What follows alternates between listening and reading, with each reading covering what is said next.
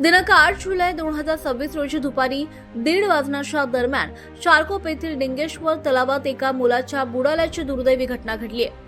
घटनेची माहिती मिळताच अग्निशमन दल आणि आक्सा चौपाटीवरील जीवरक्षकांना कळवण्यात आलं। त्यानंतर तातडीनं शोधकार्य सुरू करण्यात आलं। मात्र बराच वेळ उलटून सुद्धा मुलाचा शोध लागू शकला नाही।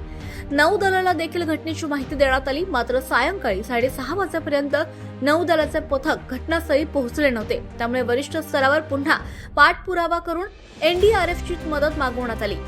रात्री 8 वाजता एनडीआरएफचे पथक घटनास्थळी दाखल झालं आणि गोताखोरांच्या मदतीने शोध मोहीम सुरू करण्यात आली। त्यानंतर रात्री 9:40 वाजता नौदलाचे पथक सुद्धा घटनास्थळी पोहोचलं। एनडीआरएफ आणि नौदलाकडून संयुक्तरित्या शोधकार्य सुरू करण्यात आलं। रात्री 10:30 वाजेपर्यंत एनडीआरएफचे गोताखोर पथक आणि नौदलाचे पथक मुलाचा शोध घेत होते, मात्र अद्याप मुलाचा शोध लागलेला नाही।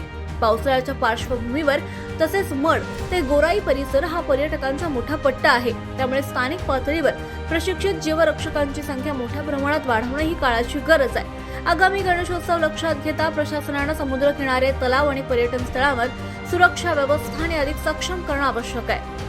आज स्थानिक जीवरक्षक स्वतःचा जीव धोक्यात घालून नागरिकांचे प्राण वाचवण्यासाठी काम करत आहेत। त्यांना योग्य सुविधा, सुरक्षा साधने आणि पुरेशी मनुष्यबळ मदत देणं ही सरकार आणि प्रशासनाची जबाबदारी आहे। जागृत महाराष्ट्र न्यूज, मुंबई।